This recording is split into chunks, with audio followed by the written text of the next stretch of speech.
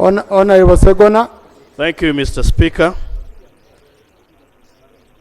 Mr. Speaker, before I begin, permit me in accordance with the rules to lay on table the minutes for meetings that give rise to the 4 reports that have been placed on the order paper.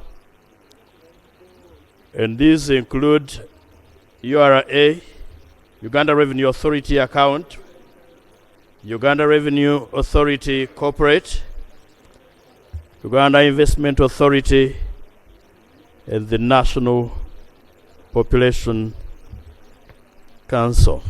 I beg to lay. Mr. Speaker, I also beg to lay on table the reports in issue. And before I proceed to read the reports,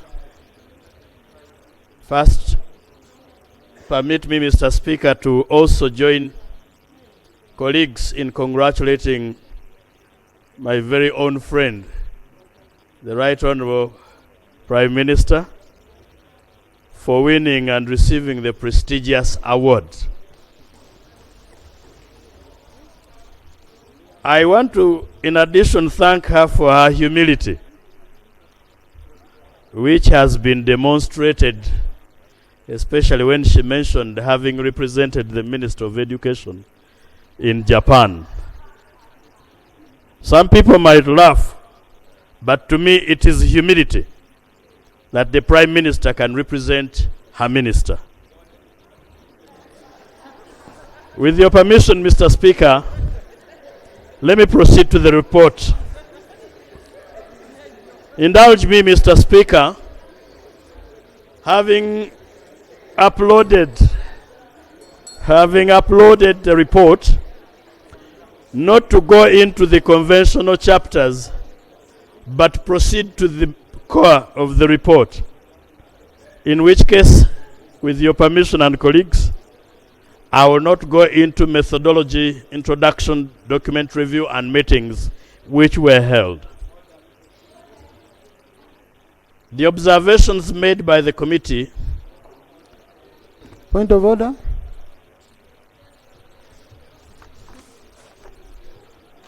No. You also had order. Mr. Speaker,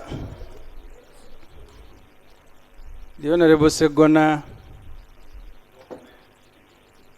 is a distinguished lawyer. He knows that the Prime Minister supervises ministers. Just recently, the Minister of Defense invited the CDF as a guest of honor. He's junior. He also invited the Prime Minister as just one of the other guests. The good thing, the Prime Minister was not around. She sent her deputy, Honorable Nakadam. And the Honorable Nakadam duly invited the CDF to address the gathering. Is the Honorable Segona a distinguished lawyer?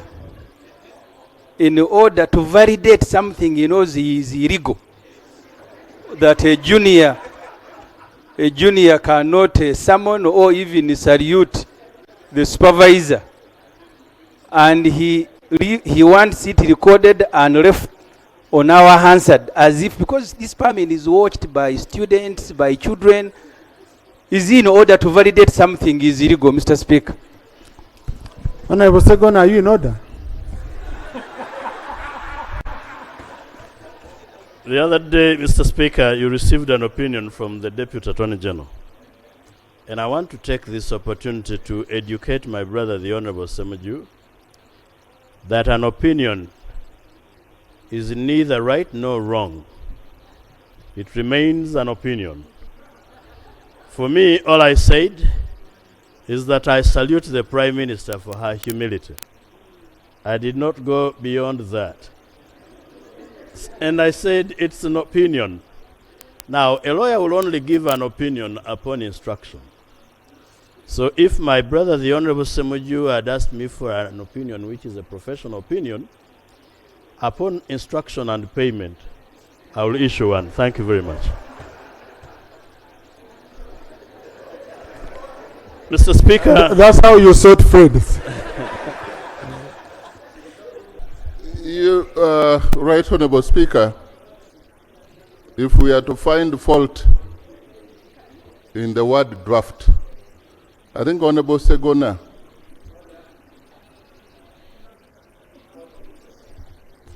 Order.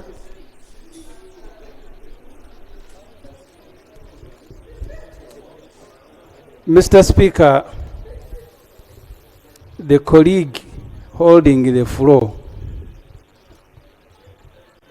does not actually see faults. That's how he ended up inviting his junior as a guest of honor at his function.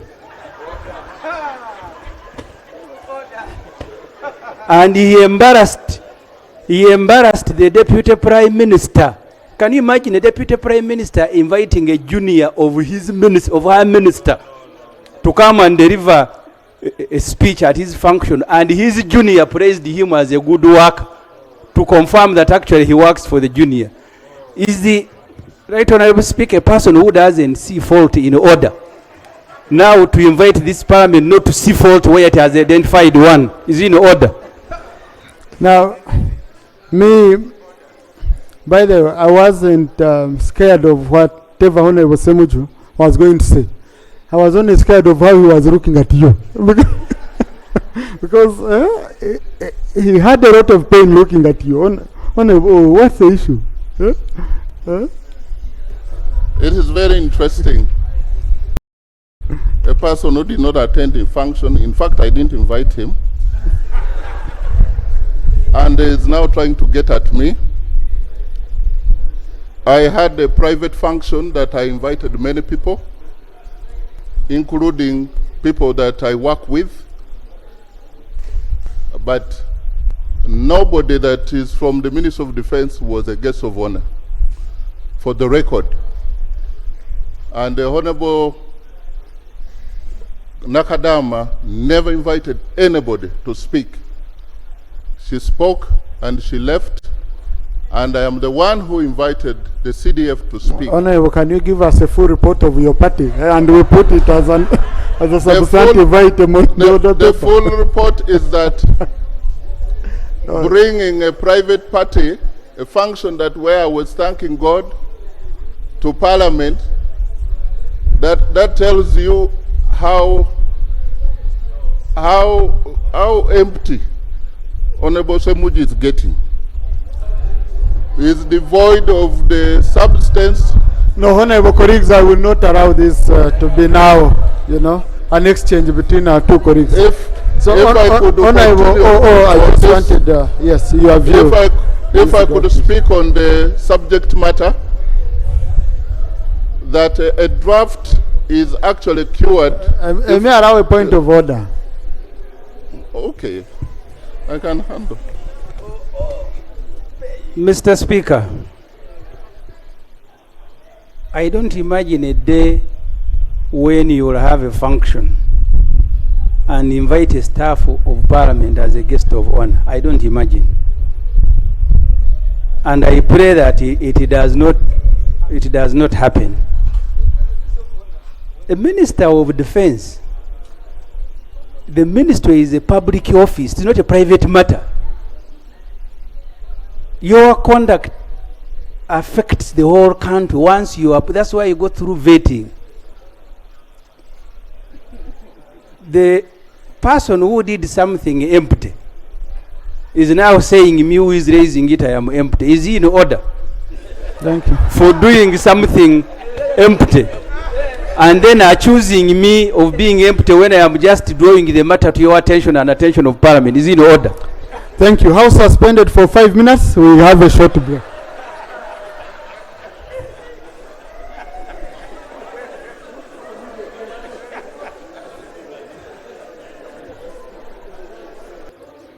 Mr. Speaker, thank you for your guidance, which is wise as ever. we did make observations in relation to the financial statements of Uganda Revenue Authority collection accounts, and these observations are found on pages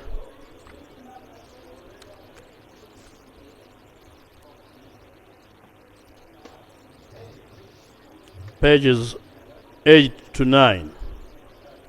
The first is that there is low tax to GDP ratio.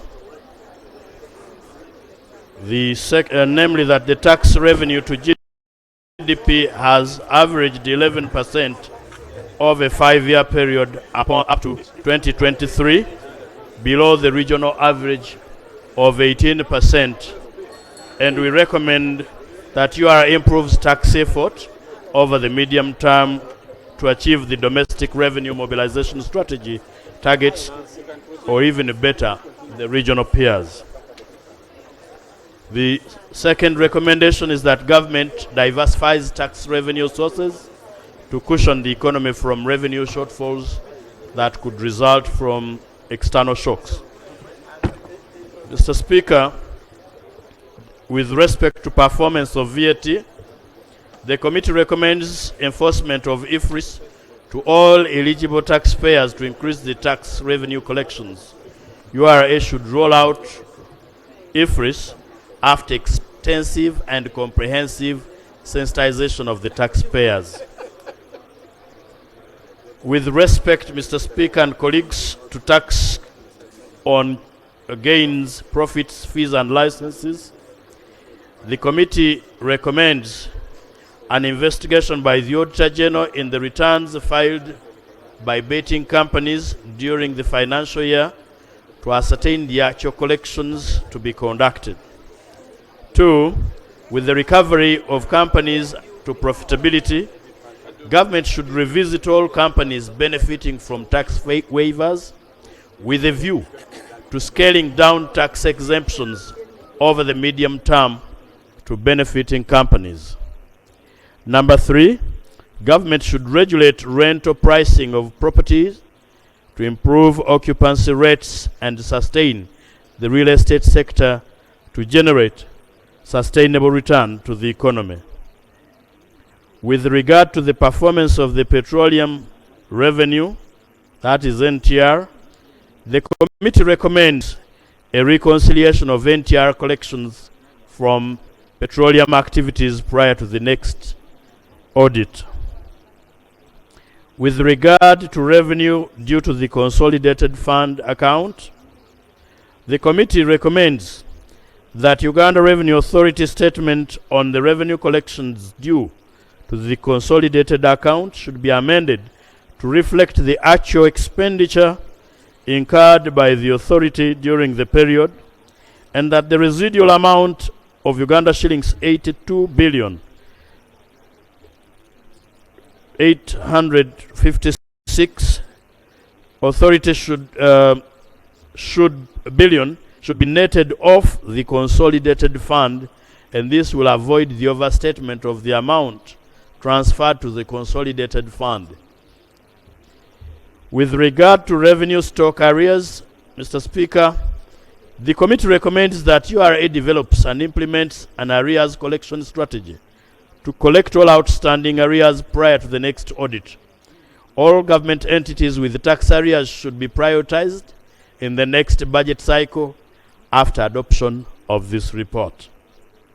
On the performance of revenue collection, Mr. Speaker, the committee makes recommendations at pages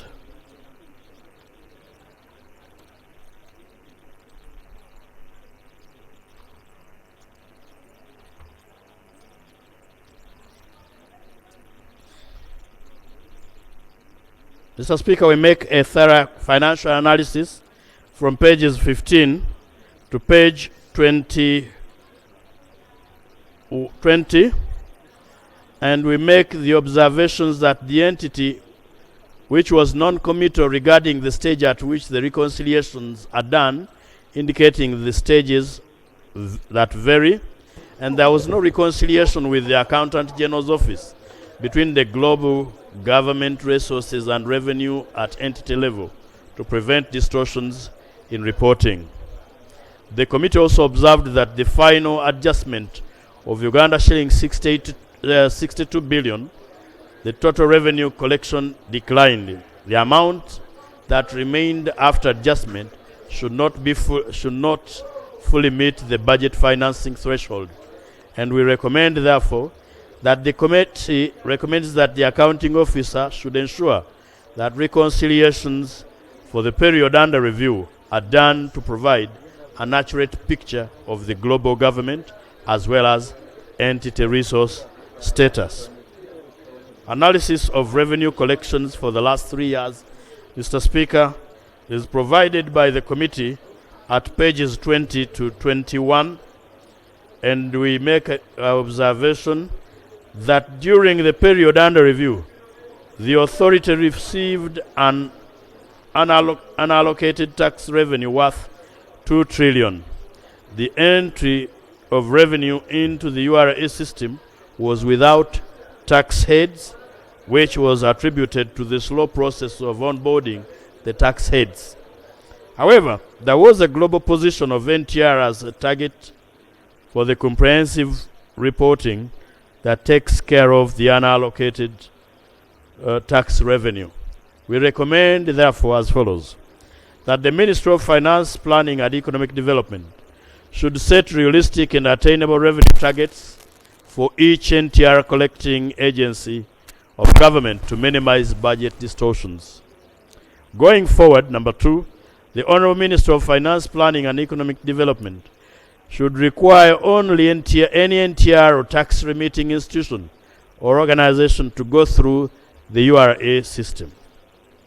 With regard to domestic taxes, the development of IFRIS user components, soft and hardware, Mr. Speaker and honorable colleagues, we do observe at page 24 that the rollout of IFRIS was overdue, whereas it should have been rolled out at the beginning of the financial year under review. The registration of taxpayers onto the system is envisaged to end by June 2024, or to have ended, and rollout begins July, or should to have begun July 2024. 2, that the inadequate taxpayer education amongst the population and resulted into apathy and resistance against the new VAT collection modality. This was not met by serious efforts to deepen taxpayer education through creation of awareness and sensitization beyond the major cities of the country, hence the low compliance. We recommend, therefore, as follows: 1, that the accounting officer should fast track the completion of the system to ensure the seamless functioning of IFRIS system and enhance the tax administration efficiencies. Number 2, that the management of URA should invest in voter education to increase tax compliance and improved revenue collection, which was the objective of introducing IFRIS. Management of tax arrears. We observe, Mr. Speaker and honorable colleagues, at page 26, that URA had both actual and estimated taxes. This is because tax assessments are triggered by either delay or refusal to conduct personal assessment where an administrative assessment was conducted. Without structuring the revenue collection unit, it would be difficult to implement an efficient revenue collection strategy. Whereas there was some positive shift towards reducing tax arrears, Uganda shillings 4 trillion in total arrears and Uganda shillings 713 billion of debt arrears outstanding in government commitments still remain high. There was no involvement of the local government in the URA revenue collection efforts, as they were not onboarded or incorporated onto the tax administration to enhance collection efforts necessary for narrowing government arrears. The committee observed that there were... Procedure, Honorable Narima. Thank you so much, Right Honorable Speaker. Right Honourable Speaker, given that the reports are uploaded, won't it be procedure right if the committee chairperson gave us the key highlights of the reports, of the report now, and then later on the key highlights of the observations, then the comments, so that we are able to discuss. I thank you. Thank you. Honorable, I hope you've taken note. Just. Thank you, Mr. Speaker. I've not only taken note, it's exactly what I'm doing. Except that one's summary may be something else to somebody else. But because I'm reading here, I am only reading observations and recommendations. I'm not doing anything else. Thank you, Mr. Speaker. Recommendations at page 27. The accounting officer should ensure realistic and accurate tax assessments are conducted to achieve expeditious revenue collection. The authority should conclude the restructuring of the tax collection unit to enhance revenue collection in the country. The tax administration law should be amended to support tax administration efforts and prevent growing arrears. Finally, URA should incorporate the local government tax administration to ensure that tax collection efforts and narrow government arrears. With regard to tax assessment and payment on exportation of certain minerals, Mr. Speaker, we recommend that the Minister for Energy and Mineral Development should be held accountable for the loss of revenue due to absence of regulations. That follows our observations. On irregular exportation of unprocessed minerals, Mr. Speaker,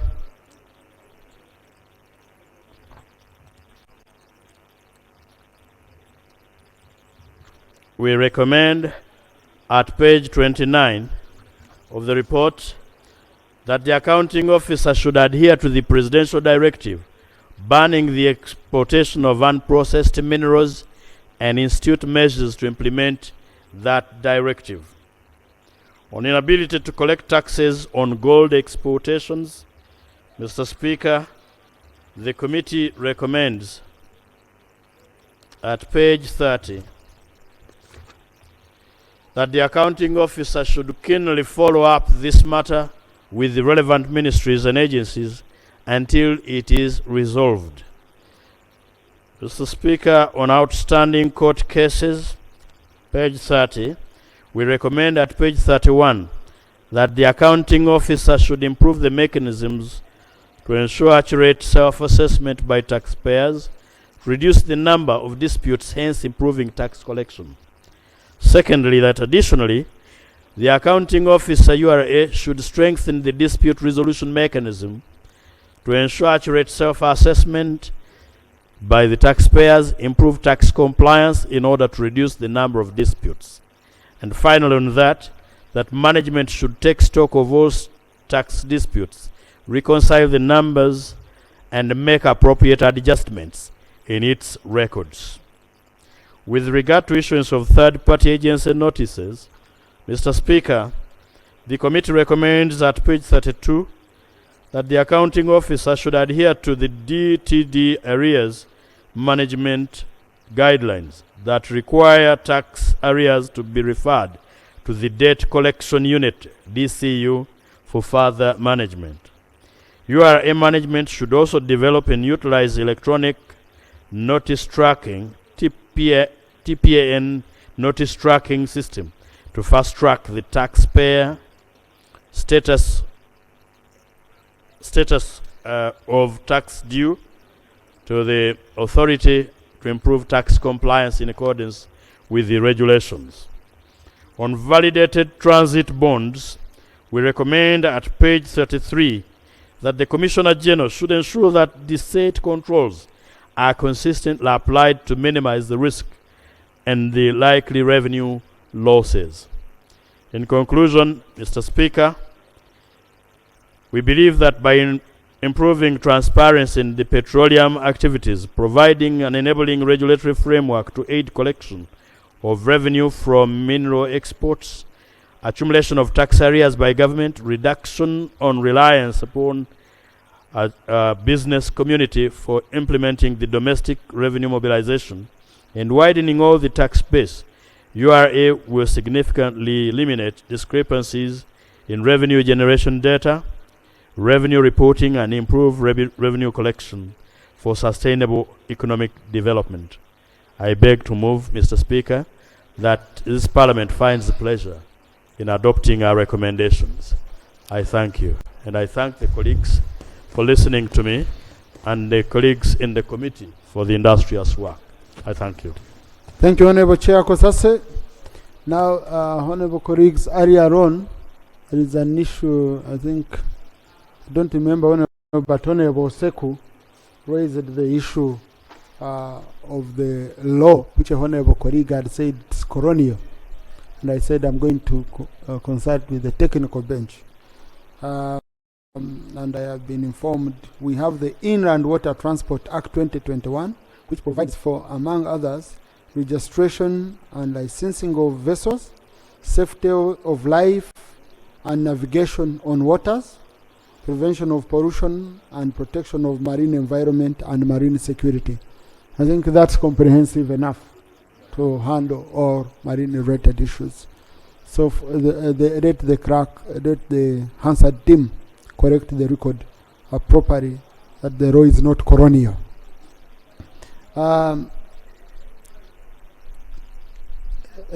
Yes, Honorable Odo.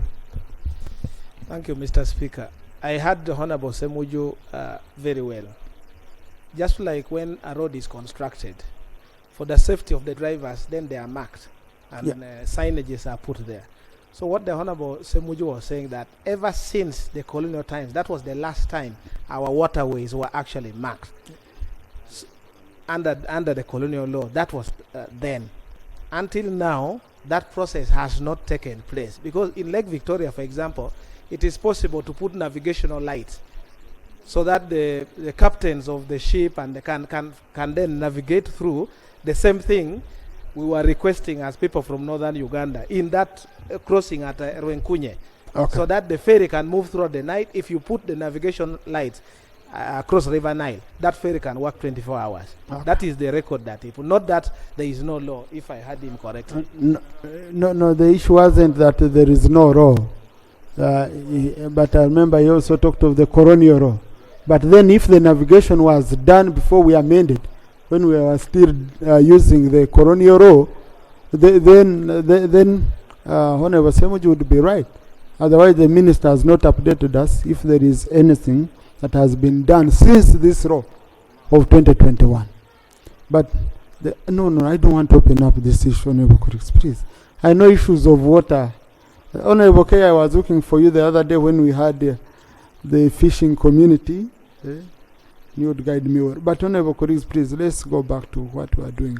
Now, I propose that we also receive item 7, since it's also URA. Okay? Then we debate both of them together. I know one is on account, another one is on corporate services, but they are closely related. And we have a deadline of this week to finish all these accountability committee reports.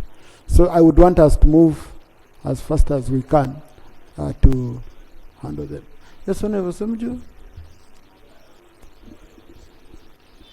Mr. Speaker, I don't know whether that was a ruling or you were advising, because if it is a ruling, then my hands are tied. No, I want us to go to item 7. We debate them together. So that... Yes. I think they are closely related, and it can help us save time. Thank you. Honorable Item 7.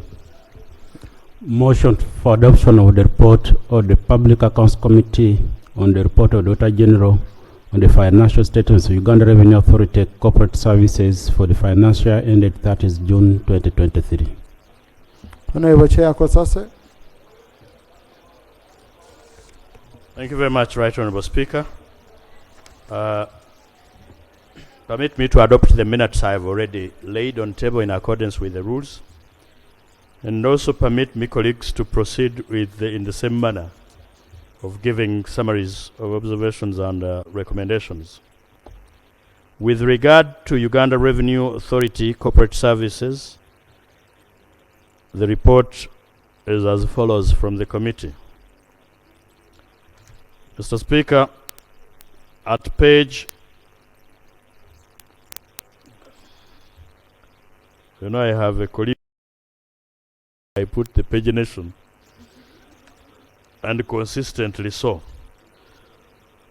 Mr. Speaker, with regard to the over expenditure on the part of URA, the committee does recommend that since URA's over expenditure was irregular and the accounting officer's explanation could not absolve the entity, the PSST would have been the right person to sanction the accounting officer on that person, and we recommend so.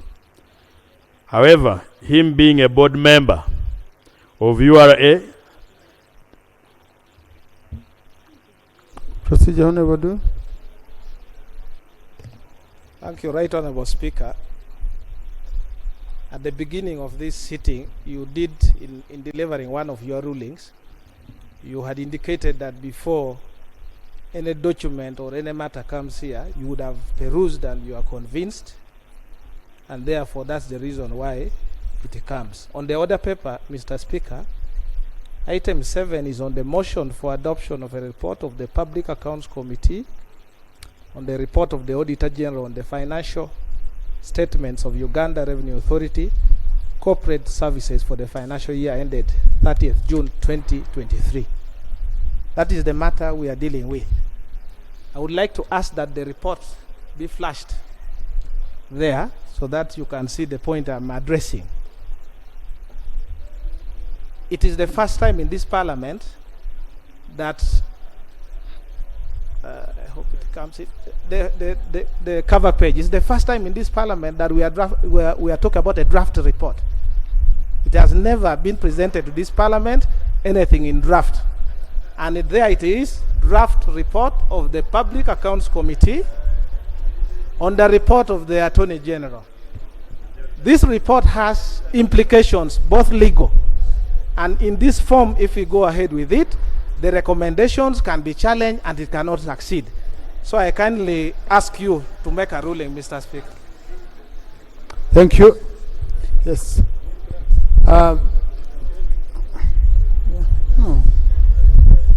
Please. Yes. Yes. Thank you for being alert, Honorable Jonathan Odor. Yes, and I think as a person who perused, I didn't mind so much about this title, the heading. And that's why on the order paper, we captured it properly. So, Honorable Chair, are you presenting a draft? No.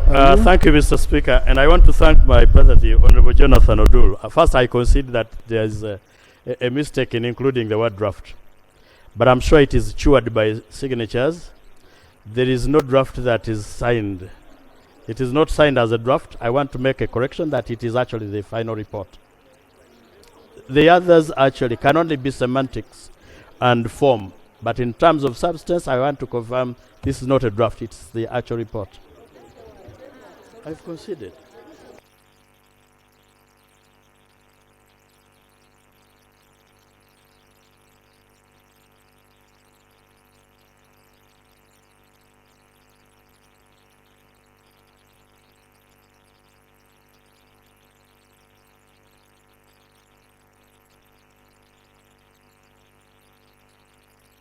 I think, Mr. Speaker, to make it simple, we can withdraw it and resubmit appropriately. Thank you. Yeah. I Right Honorable Speaker, I feel we could remove the front page, since the chairperson is proving it is the right report. And then we make let us not try to improvise and yes,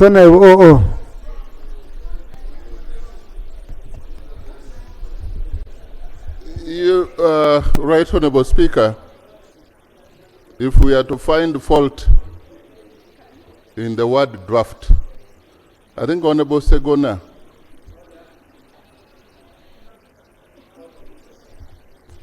Order.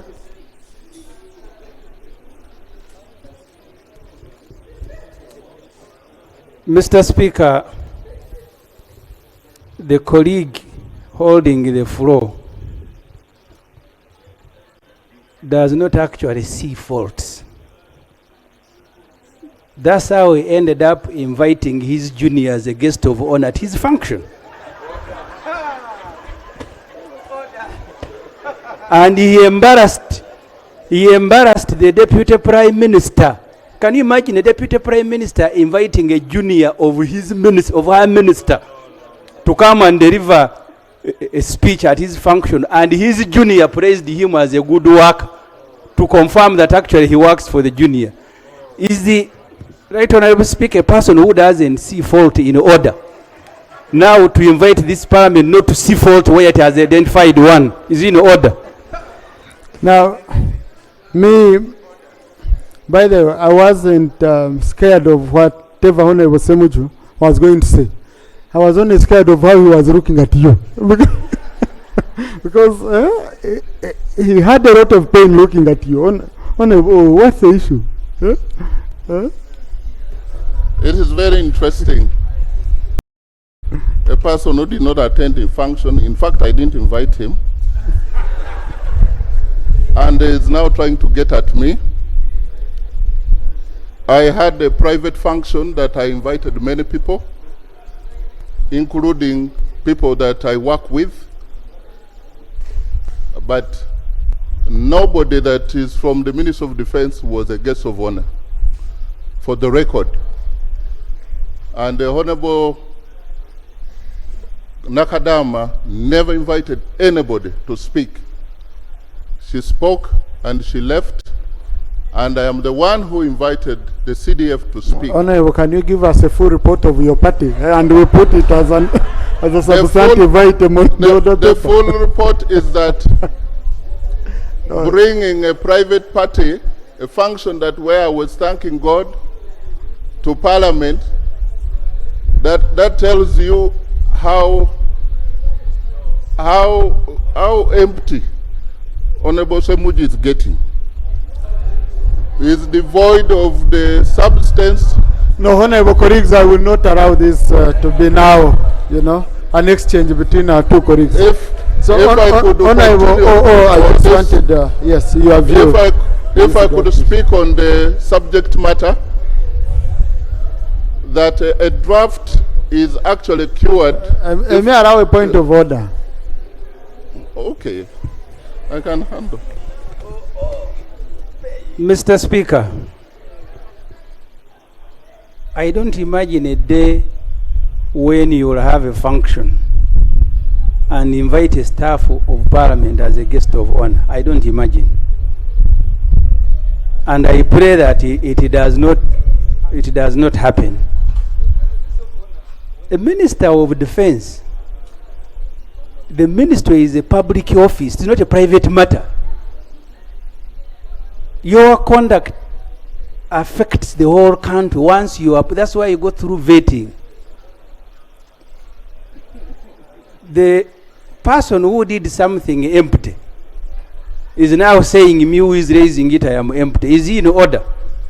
Thank you. For doing something empty, and then accusing me of being empty when I am just drawing the matter to your attention and attention of Parliament. Is in order? Thank you. House suspended for 5 minutes. We have a short break.